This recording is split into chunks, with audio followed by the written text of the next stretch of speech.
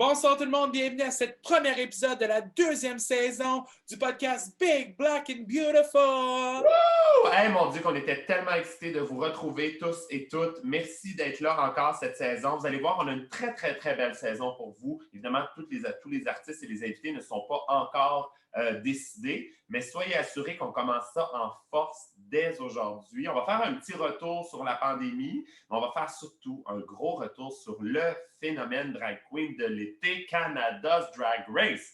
Avec nul autre que Queen Mariah Carey, Kiki Wanakaikai, Kiara, qui est avec nous. Brooklyn Heights n'est pas avec nous, mais on a Kiara, voilà. Exact. On veut vous remercier. Avant de lancer l'épisode, on veut prendre un moment de vous remercier. Vous avez été nombreux à nous écrire, à nous parler pendant la pandémie que vous aviez hâte au retour du podcast et on est enfin de retour ici avec vous. Beaucoup de très belles réactions aussi quand on a annoncé le retour. Merci de nous suivre, merci d'être là, soit sur YouTube, soit sur évidemment les autres plateformes comme Spotify ou iTunes. Écoutez ça, vous allez voir, on a plein de beaux moments. Ça va vous faire oublier l'année de MARDE qu'on vit en ce moment. On va se divertir, on va lâcher son fou, on va avoir vraiment du fun ensemble. Est-ce qu'on passe ça? On part ça. Merci à toi, Barbada, d'être ma complice.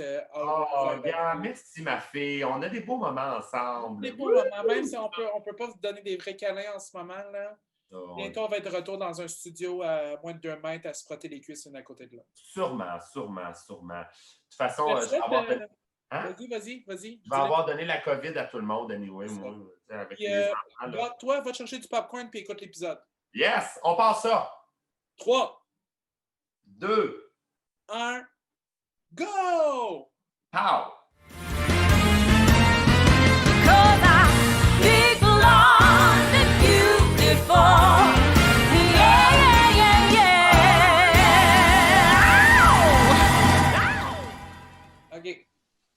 Bonsoir tout le monde, bienvenue à ce premier épisode de la deuxième saison du podcast Big, Black and Beautiful!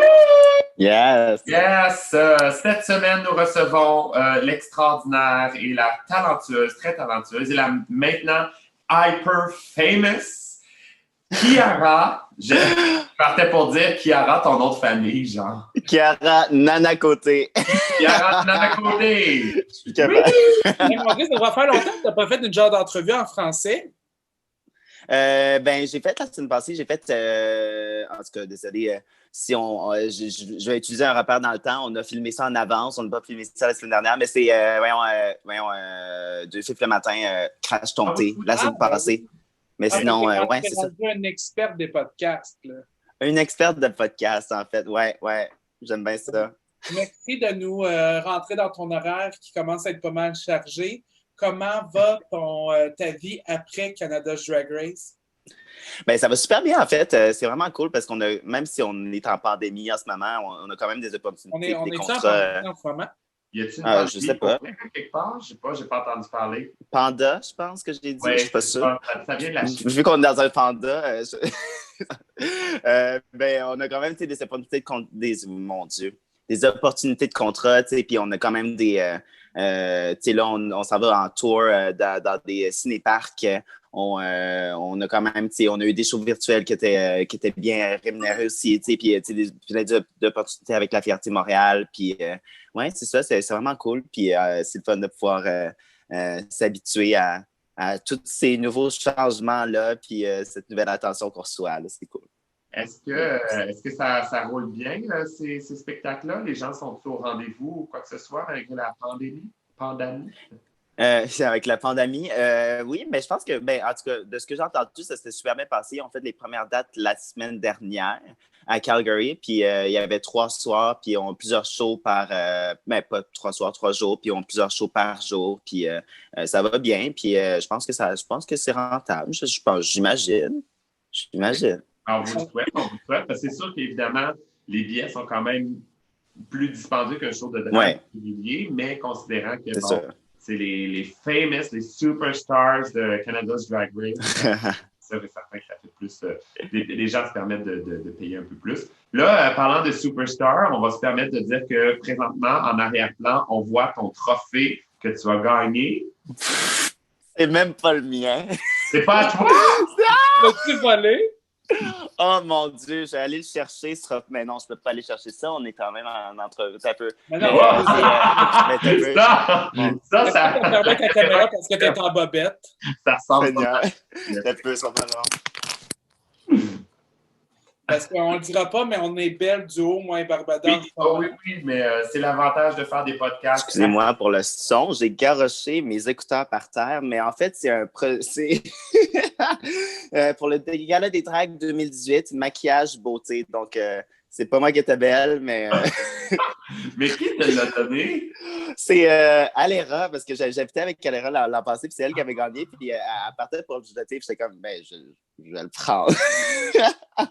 Puis c'est juste un trophée, là, qui n'est même pas à moi. J'ai même pas de couronne de Canada's Drag Race, Colin. Je prendrais bien 10 000 $ avec ça. Pas. Au moins, tu aurais pu avoir les petits trophées, les Tweeterheads, comme aux États. Je sais. Mais ça aurait été un trophée de qui? De Brooklyn Heights, de Jeffrey Boyd Chapman? Ou, je sais pas, un Maple Leaf. Jimbo? Je sais pas, un trophée spécial canadien. Ça a vraiment été nice. Honnêtement, quand je suis rentré dans... Tu sais, avant d'écrire le message, il y a une entrée dans le workroom, puis sur le miroir, à mon élimination. Puis je me rappelle... J'ai pas gagné, désolé. Je me rappelle être rentré puis avoir dit « There's no trophy ». Je m'attendais à avoir un trophée parce qu'on voit pas les sorties des autres. J'étais vraiment déçu. En tout cas. Ah, c'est très drôle. Mais peut-être qu'il aurait pu faire un petit trophée avec Justin Trudeau dessus ou quelque chose. Là, right. Pas, là. Quelque chose de politique. Ben oui. Ou genre, ça aurait pu être genre Sophie Grégoire qui rentre, qui chante. La tourne d'élimination. Ça pourrait être le lip-sync l'année prochaine, saison 2. Sophie Grégoire. Seigneur. Sophie Grégoire comme Snatch Game. Oh mon Dieu, ça serait tellement un bon Snatch Game. On va aller un peu, on va parler de ton expérience parce que j'imagine qu'il y a beaucoup de monde qui veut l'entendre. On va commencer du début puis on va aller à la fin. D'habitude, c'est comme ça que ça se passe, une expérience. Ça va, Barbada, t'es correct? Je te dérange? Oui. Je veux savoir, quand tu as eu l'appel officiel, OK, tu vas faire partie du cast de la première saison de Canada's Drag Race, qu'est-ce qui t'a passé par la tête? C'est quand même assez fou là, comme expérience. C'est entré dans ma tête, le premier réflexe que j'ai eu, c'était comme, OK, j'ai comme c'était un soulagement parce que je commençais à faire de la drague à temps plein depuis, je pense, peut-être 3 mois. Puis, tu sais, je me demandais, voyons, avec la saison morte qui s'en vient, tu sais, puis, tu sais, ça va-tu fonctionner quand même? Suis-tu capable de vivre de ça, tu sais, à long terme? Puis, avec ça, on dirait que ça m'a comme donné un peu, je me suis senti comme à Charlie à la chocolaterie avec le ticket d'or, là. En dirait que je me suis dit, genre, j'ai le golden ticket pour comme... On dirait que c'est comme un laisser-passer partout, là. On dirait que c'est comme un fast-pass à Disney, là. C'est vraiment nice. Puis honnêtement, c'est vraiment plus cette sécurité-là qui était le fun à avoir, là, vraiment. Là. Mais c'est sûr, tu sais, j'imagine, surtout pour quelqu'un qui était encore, tu sais, tu te lançais vraiment pour la première fois. Tu sais, moi puis Barbada, on les a vécus ces années-là de faire ça à temps plein, là. Puis les saisons, tu as toujours un stress quand arrive octobre, novembre. Toujours un stress. Fait que, tu sais, d'embarquer dans une aventure de même, c'est sûr que tu devais relaxer et dire « OK, ça va bien se passer. » Oui. Puis là, il y a eu 2020 et la pandémie. Une année exceptionnelle. On s'en souvenait tout le temps.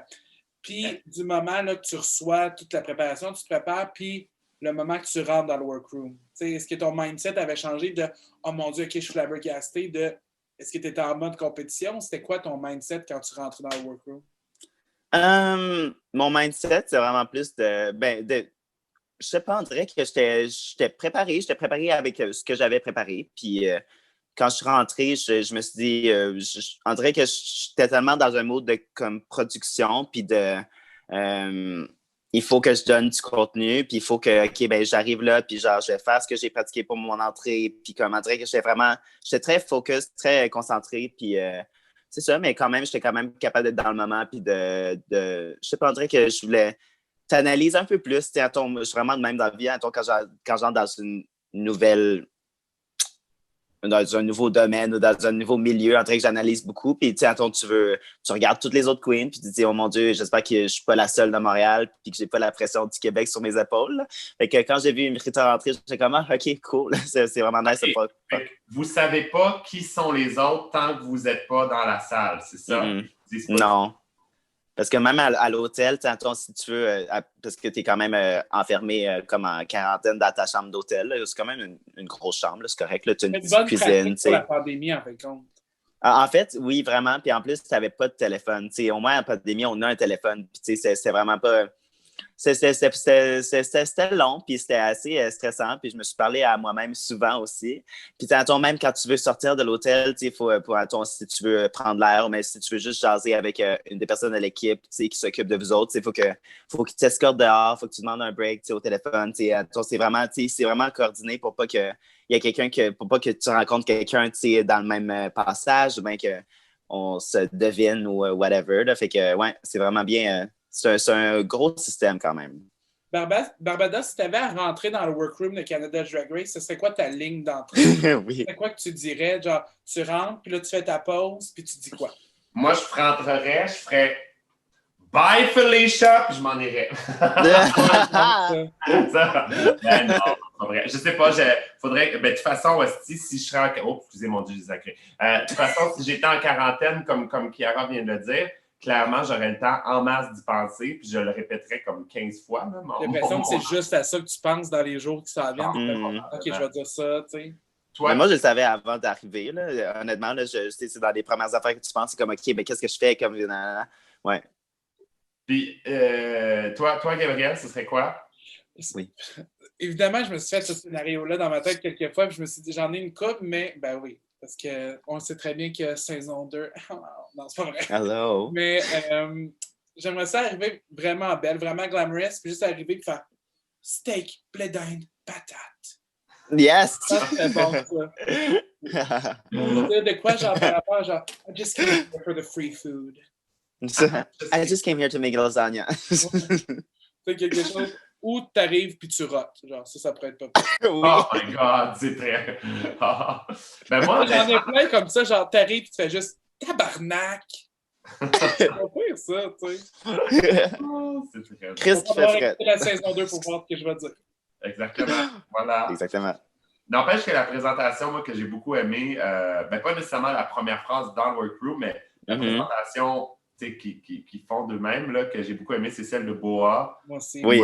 Tous les autres disent « I'm fierce, I'm whatever, I'm here to... Ouais. » Puis elle fait juste comme « I'm quelque chose, and I'm constipated. » Puis après ça, elle dit « splits, death drops ». Elle dit tout ça, elle dit « I do none of it. »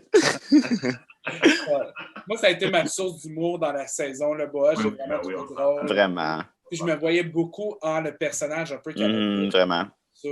Sur Canada's Drag Race. Ouais. Ton moment, toi, ton high moment de Canada's Drag Race, tu dirais, c'est quoi ton... Wow.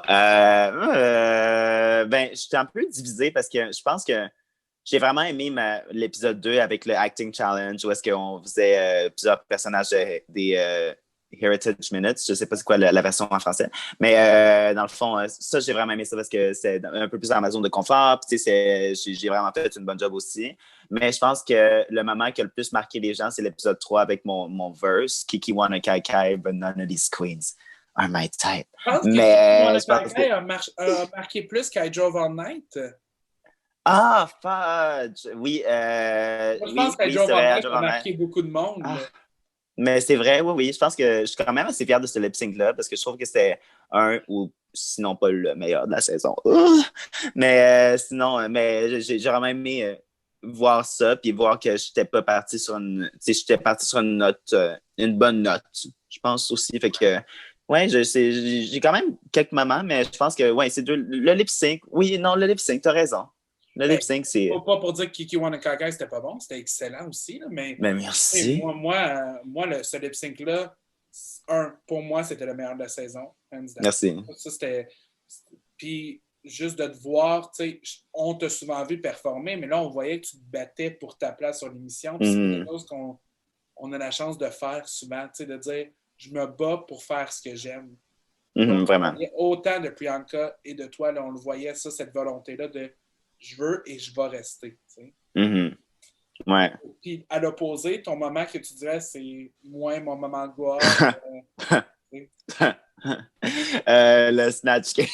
Oh mon Dieu, je sais pas pourquoi, j'avais comme un feeling que tu allais répondre ça. Oh, honey, this is Christmas, baby. Ah, non! Je pense que c'est le seul épisode que j'ai pas écouté plus qu'une fois. Je l'ai écouté, je pense, une fois en vrai, en tout cas, en vrai, my God, en direct au Mado. Mais sinon, je l'ai écouté, je pense, une moitié d'épisode chez nous la fin de semaine après. Je suis comme, je suis correct, là. J'ai pas besoin de le réécouter. Lors de cet épisode-là, quand tu t'es fait éliminer? Oui, je me suis arrangé pour me faire booker pour animer avec Kitana cette soirée-là parce que je savais que, en tout cas, je voulais au moins vivre cette expérience-là. En tout cas, j'espère que ça va être la seule fois que je vais me faire éliminer dans cette émission-là dans ma vie. Fait qu'on va s'arranger pour le vivre en vrai avec les gens qui... tous ces gens-là qui étaient venus, c'est des personnes qui supportaient des personnes de Montréal. Fait que c'est fun d'avoir ce support-là. Puis les personnes autour de moi qui quand même qui filaient pour moi, puis qui quand même étaient fiers de moi. Puis d'avoir cette réaction-là directe des gens, c'était vraiment cool de pouvoir le vivre en personne. Ça a-tu été dur de te regarder se faire éliminer? Me faire éliminer, non, parce que c'était le lip-sync, j'avais vraiment hâte de le voir. Mais c'était plus le Snatch Game. À chaque fois qu'il y avait une joke qui marchait pas, un moment qu'il y avait un pouh, je le sentais dans mon âme. Puis genre, et les gens, ils le voyaient autour de moi. Puis je me suis fait payer quelques shots durant le Snatch Game. J'étais un peu pompette après, durant mes entrevues directement après. Mais oui, j'ai passé une bonne soirée, disons. C'est le fun ça parce que je compare un peu, tu sais, au moment que quand j'ai fait la voix, puis de vivre ce moment-là de genre c'est le fun, on s'amuse, puis malheureusement, ça marche pas comme tu voulais. Puis là, tu présentes ça à tout le monde qui écoute. Tu sais, c'est un moment plus difficile de dire bon, on part de vraiment une belle expérience qui va être un peu pas concluante à la fin. Là. Fait que tu sens que tu n'es pas toute seule à être derrière toi puis vouloir. Fait que... C'est ça, c'est vrai.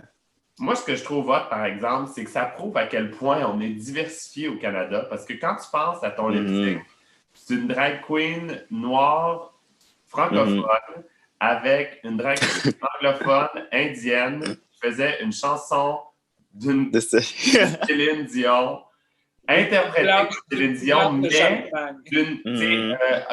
originellement d'une Américaine. Écoute, on peut... C'est même plus, c'est dépassé. C'est même plus de l'appropriation culturelle, c'est genre un melting pot culturel de tellement d'affaires tellement loin que tu fais. C'est ça le Canada. C'est ça qu'on veut au Canada, d'avoir un mélange culturel, un mélange ethnique, un mélange de tout.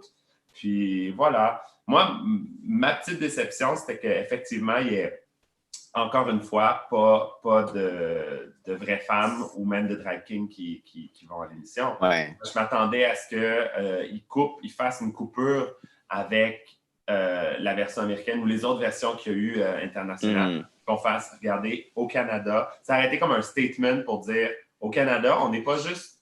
Arrêtons d'être sorry, là, puis soyons... c'est comme le cliché des gens à l'international qui disent toujours que les Canadiens on dit toujours sorry, on s'excuse pour tout. Mais arrêtons d'être sorry, puis soyons devant sorry, not sorry. Sorry, not sorry. Exactement. On en met des filles, on en met des drag kings dans nos compétitions. Puis, bon, je comprends effectivement que l'aspect drag king, pour certains challenges, ça peut être un petit peu plus difficile, puis ils seraient peut-être un peu désavantagés. Mais à tout le moins, des bio queens ou peu importe, des hyper queens, comment les définissent ou les appellent. Bref, des vraies filles qui font de la drague, ou même des trans, des femmes trans qui font de la drague aussi, il y en a. On sait qu'il y en a à Montréal aussi, puis à Toronto, puis dans l'autre place au Canada, why not? C'était ma petite déception de ne pas en avoir vu. Je trouve que ça aurait été comme un bon moment pour faire « on a été les premiers alphabets ». C'est pas vrai, parce que Dragula l'a fait bien avant. Là. Mais dans la franchise Drag Race. Mais dans la franchise Drag Race, on aurait pu être les premiers. Puis je trouve qu'on a comme manqué une petite opportunité. Là. Mais il reste qu'au niveau du cast, la façon dont ça a été choisi, c'était quand même assez diversifié. Il manquait de gens, si tu veux mon avis, manquait vraiment. Prairie.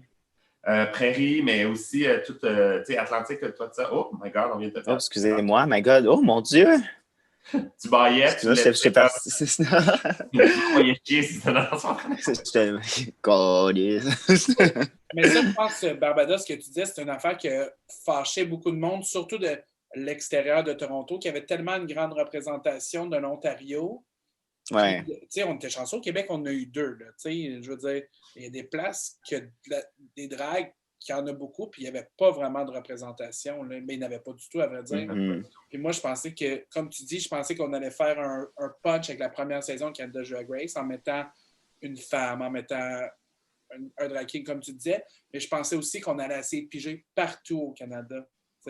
Chose qui n'a pas été représentée, qui est dommage, mais on va se croiser les doigts qu'une autre saison, on va oser. Tu sais, Drag Race Holland qui vient de commencer, eux autres, ils ont tout de suite osé, ils ont mis un drag à barbe dans leur cast. Ouais.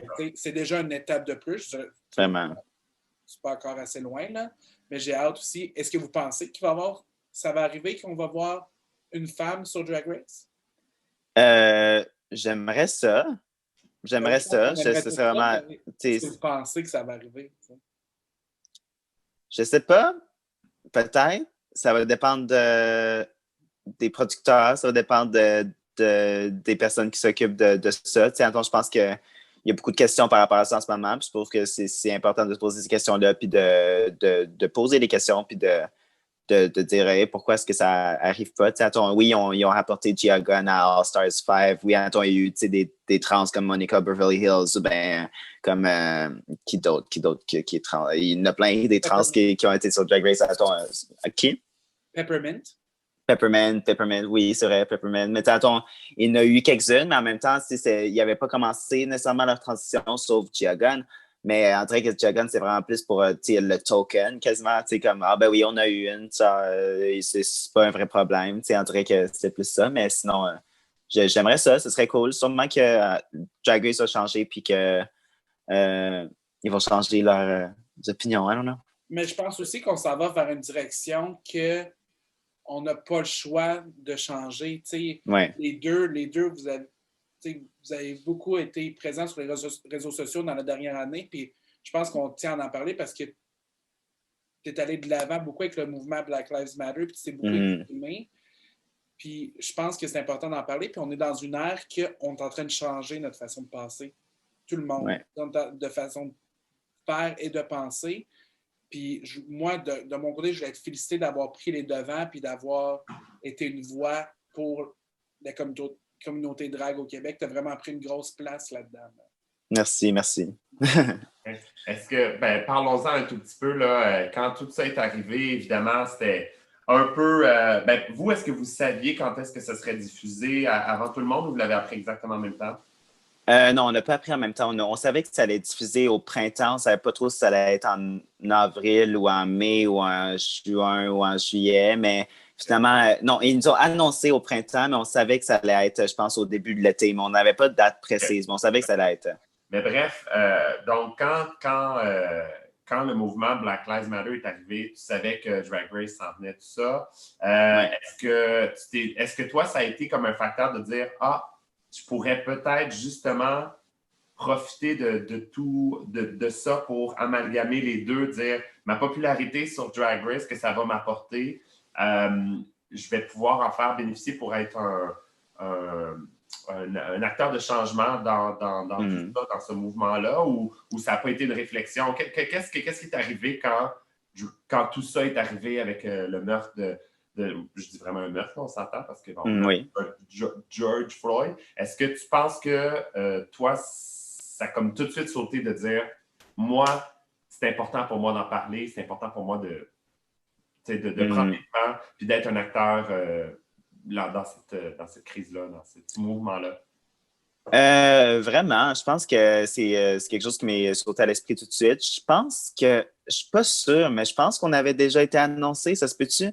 Faudrait qu'on check parce que je pense qu'on a été annoncé. C'était vraiment dans le même temps, en tout cas. C'était vraiment. C'est vraiment dans le même temps. Ouais. Puis je me rappelle que. Non, je pense que c'était. En tout cas, ça s'en venait, c'était vraiment proche. Là. Mais oui, je me disais qu'avec ma nouvelle plateforme, ben avec, c'est ça, cette nouvelle plateforme-là que je me faisais donner, tu sais, qu'il fallait que je l'utilise à bon escient, puis que ça allait pouvoir faire profiter de plusieurs autres personnes, puis que si je pouvais partager mon point de vue, parce que, tu sais, ces expériences-là, je les ai vécues aussi, tu sais, puis tout ce qu'on parle en ce moment, puis tout ce que les gens y expriment. Oh mon Dieu, le chat.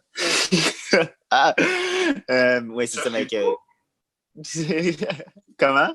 Un chat chez vous? Oui. Gabriel. Ah, c'est Gabriel, je te vois pas, garçon. Non. Dessus pendant que Chiara parlait. Désolé.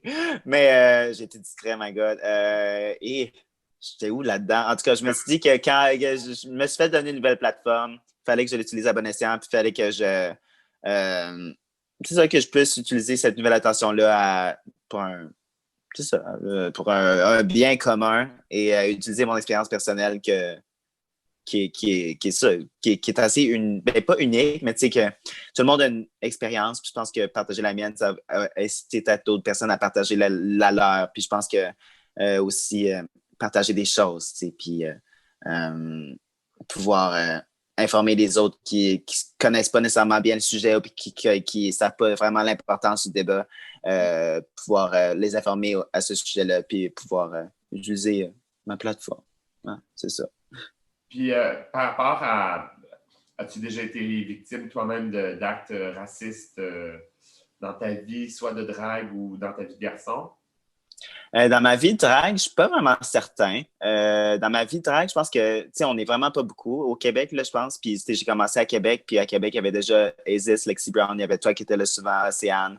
Puis, tu sais, j'ai vraiment été bien accueilli. Puis, tu sais, je connaissais déjà des personnes. Puis, je n'ai jamais vraiment sorti de racisme dans le milieu de la drague au Québec. Mais sinon, peut-être juste dans la vie de tous les jours, des fois, c'est juste des remarques qui sont déplacées. C'est des actions qui sont pas nécessairement directement comme hey, le nègre. C'est plus ah, tu viens d'où? Comment ça, tu as un accent québécois? Tu sais, c'est comme qu'est-ce que tu fais ici? Tu sais, c'est vraiment cette réaction-là de t'es pas à ta place, qu'est-ce que tu fais là? Puis c'est vraiment comme un sentiment qu'à chaque fois que je grince un peu des dents, puis tu sais, je me dis, tiens, sur le coup, souvent, je suis comme, tu sais, je suis habitué, puis je vais juste, je vais expliquer, tu sais, puis les gens ils sont intéressés, puis tout, mais tu sais, quand je repense après, quand je remarche chez nous, quand je sors du taxi, puis que le chauffeur de taxi me pose ces questions-là, je suis comme, ben voyons, pourquoi est-ce que genre... Surtout quand c'est un chauffeur de taxi qui te pose la question, c'est comme oui, ça m'est arrivé. Un peu. Oui, c'est vrai, c'est vrai. Mais sinon, je pensais, non, peut-être pas le chauffeur de taxi, mais genre Amigo Express, je me rappelle, me fait poser des questions... mais tu sais, je te regarde, puis es-tu latino? Es-tu africain? Qu'est-ce que tu sais? Je comprends, tu sais, c'était quasiment. Il fallait vraiment que j'explique, puis que je me dévoile, tu sais, puis que j'étais comme, mais pourquoi, tu sais, j'ai pas vraiment. Tu sais, ça me rend inconfortable quand ça m'arrive, tu sais, fait que je cherche pas nécessairement à dire. Pourquoi tu me poses ces questions-là? Est-ce que tu savais que ça me faisait sentir de telle manière? Tu sais, c'est pas. Non, vous avez vu les deux, je m'adresse à vous deux parce que, évidemment, ça vous affecte plus que moi. Est-ce que vous avez vu les deux depuis, justement, le mouvement Black Lives Matter, un changement dans le comportement du monde? Est-ce que vous le remarquez, ça, qu'il y a du monde qui font attention, quoi que ce soit? En fait, moi, la problématique, là, je vais te laisser répondre, Chiara, mais la problématique, c'est que je trouve que les gens qui font attention, ou du moins en tout cas, qui me font les commentaires par rapport à ça, c'est pas les gens qui auraient dû faire attention. C'est des gens qui, exemple, dans le milieu des dragues, avaient fait des jokes là-dessus ou quoi que ce soit, mais qui... écoute, c'est super difficile à exprimer tout ça, mais j'ai eu des gens qui se sont excusés, par exemple, pour des choses qu'ils ont dites, tout ça, mais je suis comme, écoute, je veux dire, clairement, si moi, j'avais été mal à l'aise, j'aurais été assez adulte pour te le dire. Puis, je sais dans quel contexte c'était fait, ces jokes-là. Puis moi, j'ai pas envie de commencer à m'excuser pour toutes les fois en animation où j'ai ri j'ai ri. Je me suis pas moqué de quelqu'un ou j'ai pas dénigré quelqu'un, mais où j'ai fait des blagues sur moi qui avait l'accent chinois, par exemple, ou quand je voyais des Asiatiques, où je faisais « Oh, hola, konnichiwa, photo, tu sais. Je veux dire...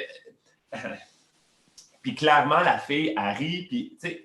je veux pas commencer à m'excuser pour toutes ces fois-là où moi, j'ai fait ça. Puis je m'attends pas à ce que les gens s'excusent non plus. Fait qu'on dirait que les commentaires ou les excuses sont pas venus des bonnes personnes, genre. Mais effectivement, j'aurais beaucoup aimé que, genre, monsieur qui m'a interpellé en sortant du Tim Hortons pour dire « Mais tu viens de où, toi? » Ben, c'est comme je viens de Beauport, à Québec, tu sais. Ouais, mais tu viens de où? Qui repose la question une deuxième fois, que lui n'a pas compris c'était quoi le racisme systémique, tu sais. C'est un peu ça, tu sais, où les formes très subtiles puis sous-jacentes.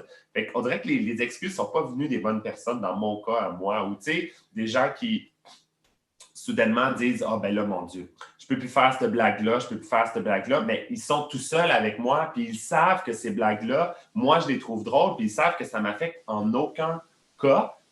Puis c'est comme, ils savent que moi, je vais en faire aussi des blagues, au même titre que je ne commencerai pas à m'excuser pour toutes les fois, Gab, où j'ai fait des blagues sur le fait que tu mangeais du McDo puis que tu étais overweight puis tout ça. Mais je voulais t'en parler justement, Barbada. Je vais m'en parler, mal à l'aise. Ouais, j'aimerais ça que tu t'excuses. Parfait, ben je vais continuer à le faire. Yeah! Non, mais tu sais, c'est ça, je veux pas parce que je comprends dans le contexte où on est, je comprends de. Puis, tu sais, je le sais, les personnes. Ces personnes-là, je le sais leur intention quand ils font ces blagues-là, c'est pas pour dénigrer, puis c'est pas pour... Puis ils font en connaissance de cause de dire, ben oui, je le sais que je fais une blague de cet ordre-là, mais je connais Barbada, puis je sais qu'elle va la trouver drôle, cette blague-là, fait que j'ai pas besoin... Parce que je m'attendais pas à des excuses, puis... Tu sais, pour un exemple concret, en tout cas, bref, des gens qui sont excusés, j'ai fait « Attends, tu me niaises, là? » Non, je refuse des excuses. J'ai aucunement besoin de cette excuse-là parce que c'était dans un contexte, tu sais, bon, en tout cas, whatever, j'arrête de parler. Chiara, toi, ta réponse. Ben moi, il y a des personnes qui sont venues s'excuser, oui, puis je pense que c'était pour des bonnes raisons. Là. Toi, il y avait quelqu'un qui avait utilisé c'est ça, qui avait utilisé le mot négresse à un moment donné, puis c'est qui s'en était pas rendu compte, puis c'est ressorti, puis elle s'est excusée, puis tout. Puis tu sais, j'ai quand même, tu sais, j'ai bien lu son excuse, puis c'est vraiment sincère, puis tu sais, je pense que cette personne-là, elle s'en est pas rendu compte, puis tout, puis ça la surprenait même que c'est dans son vocabulaire, même en état d'ébriété. Puis, tu sais, je pense que cette personne-là, elle a pu apprendre de ça. Puis, tu sais, c'est quelqu'un d'autre parce que je me rappelle, j'avais fait un statut Facebook, puis j'avais demandé des personnes qui pouvaient faire des témoignages. OK, mais est-ce que vous avez déjà vécu du racisme? Est-ce que vous avez déjà été témoin? Puis il y a quelqu'un qui m'a écrit, puis qui m'a dit, est-ce que je peux parler de cette fois-là qui s'est passée dans les loges l'an passé? Puis j'étais comme, ah, c'est vrai, c'est arrivé. OK, oui, tu peux en parler, mais tu sais, j'aimerais mieux que tu ne mentionnes pas son nom, parce que je me sens pas à l'aise que ça soit sur mon post, puis que cette personne-là se fasse achaler tout, parce que c'est quand même assez sévère, puis même si... Mais je sais pas, il y a d'autres personnes qui me disaient oui, mais il faudrait que tu dises son nom, puis je dirais que je me sentais pas bien avec le fait de juste genre, mettre ça sur son dos, même si c'était pas nécessairement ma honte à moi. Mais même à ça, moi, j'étais juste pas capable de juste mettre quelqu'un dans cette situation-là. Puis j'aimais mieux parler personnellement à cette personne-là puis dire, en tout cas, non, c'est elle qui est venue m'en parler en plus parce que je pense qu'elle s'est reconnue là-dedans. Quelqu'un a mentionné son nom, whatever. Mais ouais, c'est ça. Mais sinon, à part de ça, j'ai pas vraiment eu d'excuses, mais c'est plus des débats puis des explications puis expliquer pourquoi c'est un débat qui est important puis tout. Puis, c'est sûr que, tu sais, dans les contextes de show, c'est différent que une blague qui est personnelle, puis qui est faite avec tes amis ou whatever. Il y a des personnes qui sont plus tolérantes que d'autres, puis tout. Mais je pense que c'est vraiment plus important en public, quand tu sais pas c'est qui est dans la salle, quand tu connais pas l'expérience des autres, c'est vraiment plus ça l'important de comme reconnaître que c'est pas nécessairement toujours les bonnes jokes à dire. Puis, moi aussi, je les ai trouvés jokes, les jokes d'asiatiques, puis je les ai ris souvent. Puis, aujourd'hui, je regarde ça, puis je me dis, ben, ça aurait pu ne pas être là, puis on aurait pu passer une bonne soirée quand même. Puis, on ne sait pas comment est-ce qu'une personne, ça l'a rendu mal à l'aise ou pas. Puis, c'est pas des choses nécessairement qu'on avait nécessairement pensé avant, mais je pense qu'au moins, ce contexte-là, ça nous a permis de nous rendre compte que, comme, ben, des choses qui se disent juste pas. Je pense que c'est correct d'avoir fait des erreurs puis d'en refaire. Ah oui. Mais je pense que ce qui est important là-dedans, c'est qu'on apprend.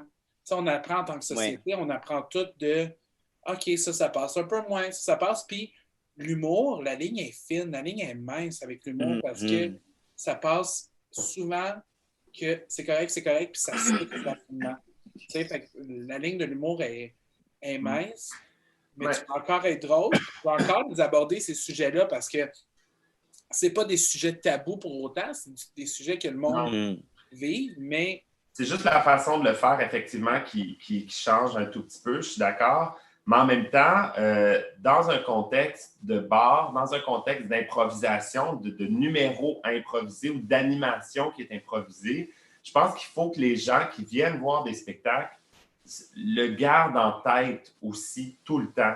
Tu viens voir un show de drague, les numéros qu'on va te présenter, c'est pas un show d'humoriste où la personne elle a travaillé son texte puis elle récite tout son texte. Tout ce qu'on dit est improvisé, on y va avec ce que le public nous donne, puis on essaie de faire du mieux qu'on peut avec ce que le public nous donne. Fait que sois pas offusqué d'une réplique que j'ai dit parce que la réplique, elle est sortie toute seule, elle est sortie vite. C'est sûr, ça dépend toujours de qu'est-ce que je dis. C'est sûr et certain que si je m'en prends à quelqu'un, puis je le lâche pas, puis je le lâche pas, puis je le lâche pas, là, à un moment donné, tu as le droit de faire « OK, c'est beau, passe au suivant, j'en ai assez. » Soit par ton non-verbal, soit en me le disant carrément si la personne n'a pas compris, si la drague n'a pas compris. Mais il reste que tu viens voir un show de drague, évidemment, il va y avoir des jokes de tous les univers. Puis à un moment donné, je pense qu'il faut aussi prendre ça en considération parce que sinon, on rira plus de rien. Tout le monde va s'offusquer de dire, ben là, elle a fait une joke de pénis. Ben oui, parce qu'on sait que tout le monde a 18 ans, fait que ça. Mais oui, il y a peut-être quelqu'un que ça l'a offusqué. Puis là, ben rendu là, elle est où la limite? C'est ça qui est très, très, très embêtant dans le milieu de l'humour. Il y a Christine Morancy qui va animer là, une espèce d'émission aussi, je ne sais pas trop, là, sur l'humour justement, où il faut prendre des sujets à chaque semaine et dire jusqu'où on peut aller dans ces sujets-là. En tout cas, j'ai hâte de voir. Là, je ne suis pas trop sûr quand est-ce que ça va être diffusé ou prochainement à l'automne, j'ai pas trop. Mais je trouve que c'est parfaitement dans l'air du temps parce que dire, dans le fond, on peut rire de quoi en ce moment? Parce que souvent, on se dit qu'on peut rire de tout, ça dépend de la façon de l'apporter. Puis c'est vrai jusqu'à un certain point, mais on peut rire de tout, mais on ne peut pas nécessairement rire de quelqu'un. C'est ça la difficulté très, très, très embêtante. Puis autant, c'est drôle, hein, parce que voilà peut-être 2 ans, 3 ans, que tous les humoristes du milieu de l'humour défendaient bec et ongle Mike Ward pour le numéro qu'il avait fait sur Jérémy, sur le petit Jérémy qui est plus petit maintenant, mais sur le petit Jérémy, autant il défendait bec et ongle, que là, on dirait qu'il y a comme eu un switch, mais c'est parce qu'il ne faut pas mélanger des pommes et des oranges. Dans un numéro préparé où tu t'attaques directement à une personne qui n'est même pas là pour se défendre, qui n'est même pas là pour essayer de dire « Wow, ça n'a pas de bon sens ce que tu dis sur moi », où tu menaces la sécurité ou la vie de quelqu'un, parce que c'était ça que ça faisait, la joke. Là, on est dépassé une limite qui n'est pas acceptable. T'sais? Mais je pense que, exemple, je ne sais pas moi, de faire une joke sur un black, puis tu dis « j'ai l'impression que tu dois avoir quelque chose dans tes... » Tu sais, de faire une joke qui est cliché, on le sait, mais qui est quand même drôle et qui ne s'attaque pas nécessairement à la personne, qui prend un cliché en général, quelque chose de plus global, là, je pense qu'on peut aller là. T'sais. Puis, de rire des Français qui viennent s'établir sur le plateau parce que c'est les seuls qui ont les moyens d'aller habiter là. Je pense que ça, c'est correct encore. Puis, c'est ça, je suis bien, bien embêté par rapport à tout ce débat-là quand ça devient une question d'humour. Quand ça vient une question d'animation dans notre contexte actuel. Parfait, je pense qu'on a parlé du sujet, mais c'est un sujet qui est important, je pense, de parler entre amis quand on a des discussions, puis de poser des questions. Puis je pense aussi que vous êtes 2 personnes super ouvertes à discuter d'un sujet un peu plus important comme ça. Puis j'invite le monde qui écoute le podcast d'en jaser entre eux. Je pense que c'est important de parler puis de s'éduquer. Puis merci de nous avoir ouvert la porte à ça aujourd'hui. Ouais. Merci beaucoup. On change le mot d'un peu. Est-ce que ça vous tente de jouer à un jeu? Oui! Absolument, oh my God! Si bien au podcast Big Black and Beautiful, on joue toujours à un jeu. Chiara, on a conçu un jeu spécialement pour toi. D'accord. Oui. Alors, c'est Strip Monopoly. Tu te déshabilles. Non, c'est pas vrai. C'est très simple. Monopoly, ça va durer longtemps. Oui, on va te donner des situations. Puis tu vas nous dire avec quel membre du cast de Canada Drag Race tu aimerais ça faire ça. Yes, oh my God, cool. C'est bon? Fait que moi, je commence comme ça. Qui t'aimerais plus qui te maquille dans Canada Drag Race? Ah, qui me maquille, my God, Alona Verley. C'est vraiment bonne maquilleuse, puis ses looks sont impeccables, puis ses make-up étaient toujours flawless, puis de proche, et maquilleuse professionnelle, ça paraît. Là. Elle a sa licence, là, je pense. Là. Elle a son cours, là. Oui. Qui est-ce qui coiffe ta perruque? Qui coiffe ma perruque? Oh mon Dieu! Anastasia. Anastasia Anakwe, elle a fait son runway, son hair runway, elle l'a fait la veille dans sa chambre d'hôtel.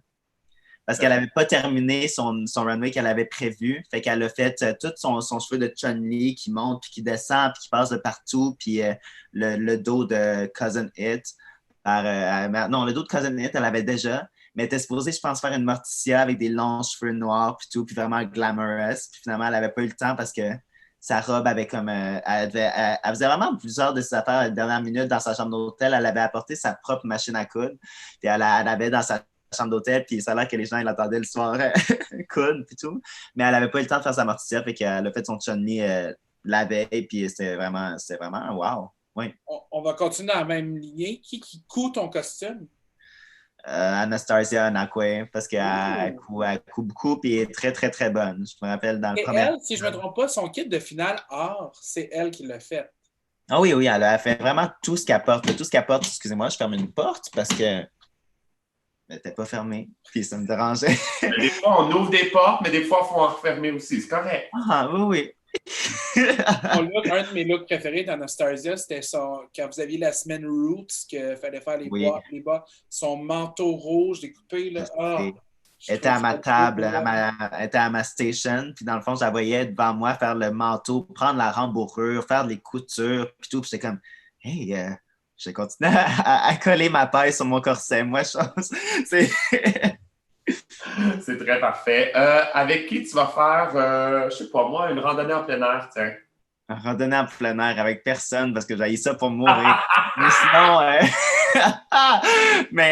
hey, c'est qui? Avec Lemon, parce que je pense que je pourrais jaser bien longtemps avec.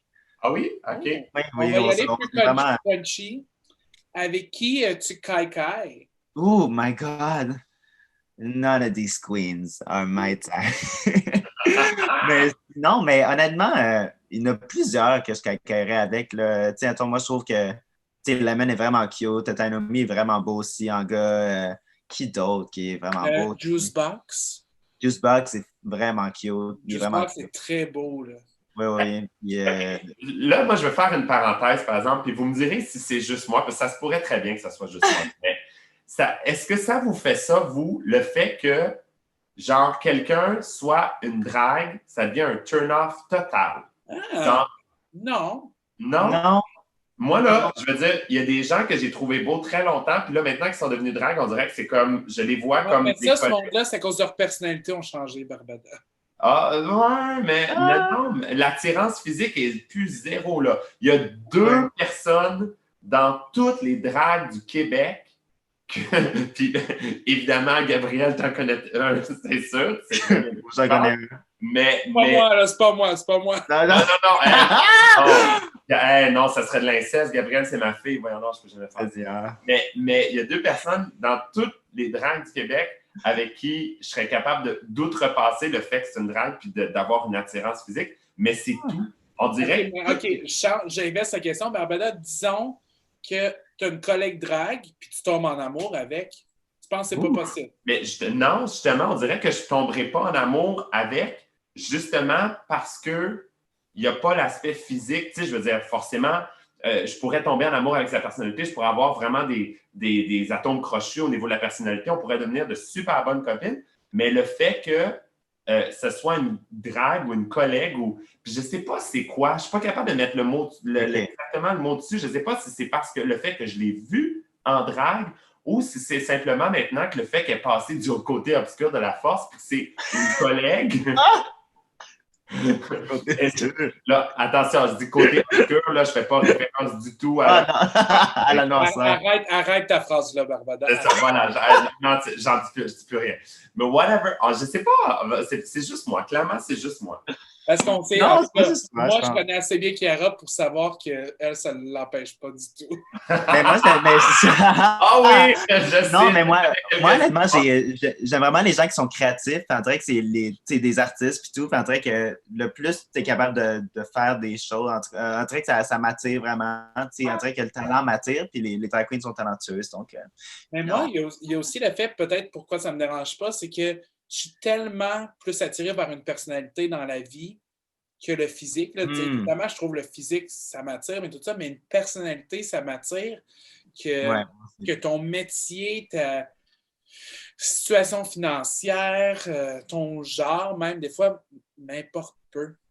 Mais par contre, je peux comprendre le point de vue d'un collègue de travail. Il y a des personnes que je trouvais vraiment beaux puis que j'ai commencé à faire de la drague avec eux autres. On dirait que vu que je suis tellement, on a fait des shows ensemble, on a pratiqué ensemble, on a rié sur scène, arrête de parler de moi. Ah oui, je sais, I know.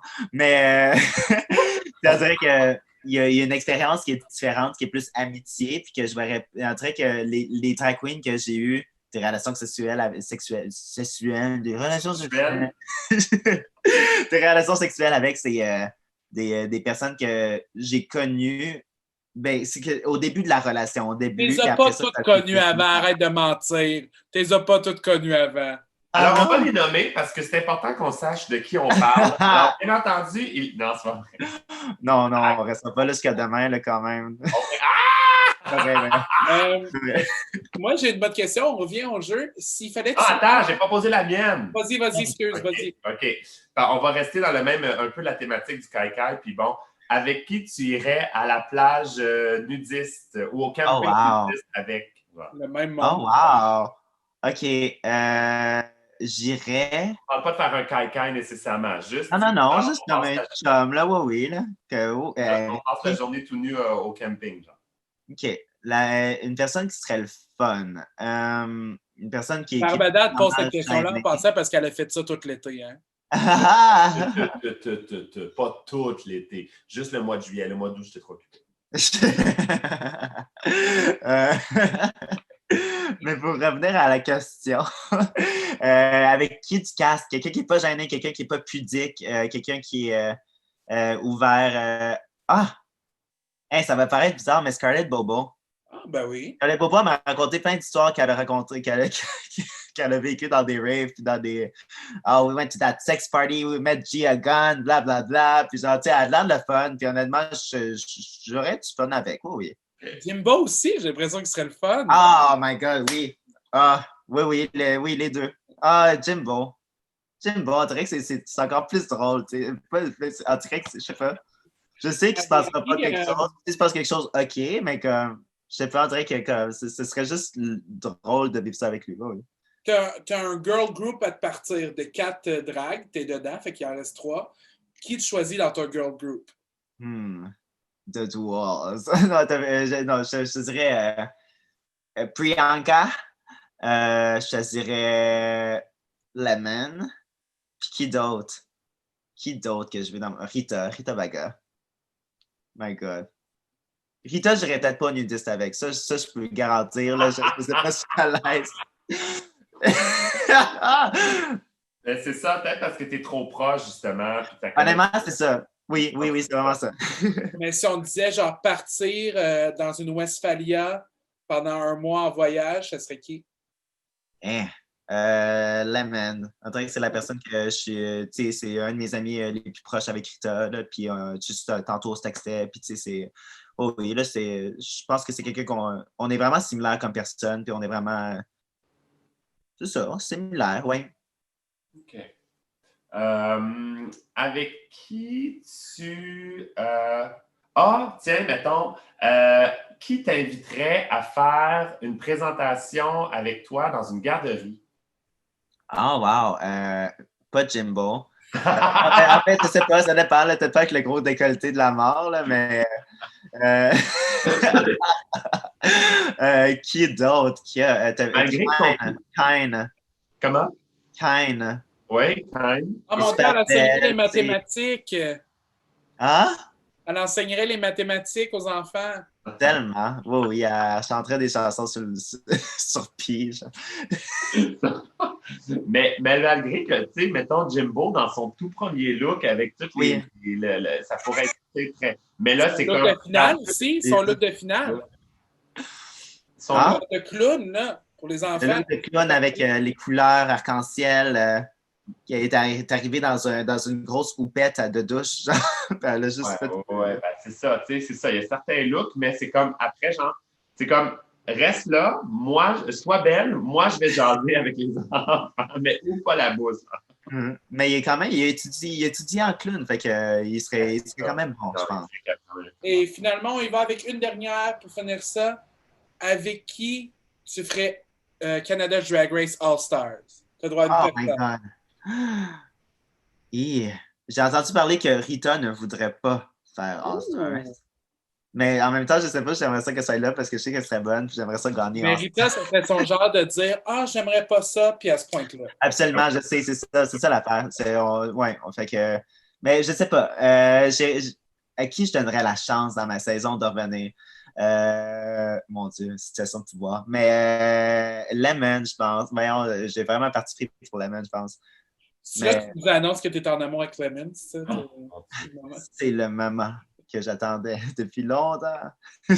On va dire, il va y avoir du Kiara au citron. La limonade. Mais, j'ai oublié ce que je voulais dire. Toi, tu reparticiperais, évidemment, s'il y avait un All-Stars puis t'invitais. Vraiment, j'aime vraiment ça. Mais All-Stars, là, tu sais, là, on en parle parce que mais ça prend combien de saisons à peu près pour avoir un All-Star? Ils ont fait le premier All-Stars après la saison 4. Fait qu'il y avait quand même il y avait quand même des personnes de la saison 1, de quand même toutes les saisons. Mais après ça a vraiment pris un bon bout. Je pense que ça a pris un autre 4 ans, je pense, avant c'était après la saison 8. Oui, ça a pris un autre 4 ans avant qu'ils fassent un All-Stars. Puis là, ils font à chaque année, puis qu'il y a tellement eu de saisons, tu sais. Moi, j'aimerais vraiment, là, un de mes rêves, ce serait un World Stars. Genre que ça soit au travers le monde, puis que, tu sais, mes deux que j'aimerais, là, c'est ça, qu'il y ait du monde d'un peu partout au travers le monde et qu'il y ait une édition de juste des gagnants. Ça serait exceptionnel. Juste des gagnants, OK. Ça serait bon, là. Cool. Ça serait vraiment bon. On attend l'édition Québec aussi. Je pense que ça s'est discuté. J'ai entendu dire que peut-être il y avait une édition Québec qui s'en venait. On ne sait pas. En tout cas,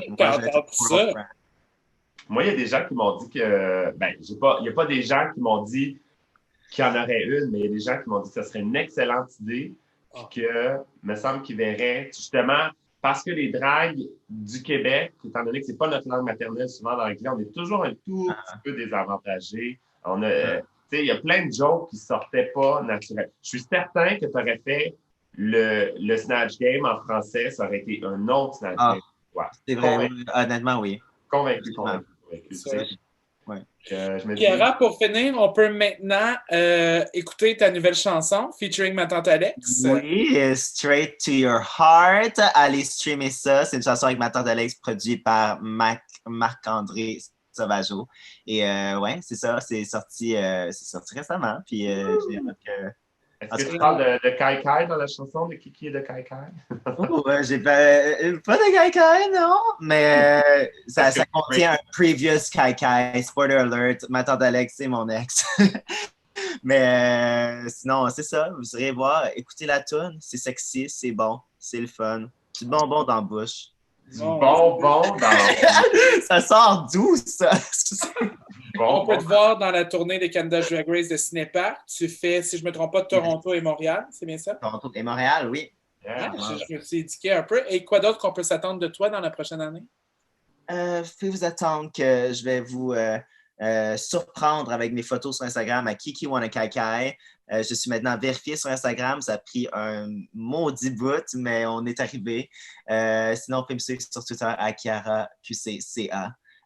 Puis sinon, qu'est-ce qui s'en vient pour moi? Oh my God, ben, les gens ils veulent vraiment que je fasse de la musique. Fait que je pense que je vais aller vers là. Puis j'ai quand même de l'expérience en musique aussi avant, de faire de la drague. Puis je sais pas, on dirait que ça m'attire aussi. Puis je sais pas, on dirait qu'en ce moment, j'essaie plus de digérer tout ce qui vient de se passer. Puis après ça, je vais pouvoir me concentrer sur des buts un peu plus précis, court, long terme. Ouais. Chiara, faut que je te dise, je me dévoile, là, je dis un secret que j'avais pas dit à grand monde, mais moi, je savais que tu participais à Drag Race avant, évidemment, bien avant. Pourquoi? Parce qu'à un moment donné, tu as fait un show au Cabaret Mado, j'étais DJ, et tu sais, tu nous donnes tes clés USB pour nos tunes, et tes contrats étaient dessus. Alors, quand j'ai mon entrée, j'ai fait « Oh my God, qu'est-ce que c'est que ça? » Je les ai pas toutes lues, de toute façon, elles sont tellement longues, j'ai jamais eu le temps de les lire, mais là, j'ai fait « Oh, mais j'ai gardé le secret. Je suis bonne, j'ai gardé ça. Merci beaucoup, merci, c'est vraiment gentil. Oui, j'aurais fait la même chose, honnêtement. Là, si j'avais fait un contrat de Canada's Drag Race, Colin, voyons. Mais, ouais.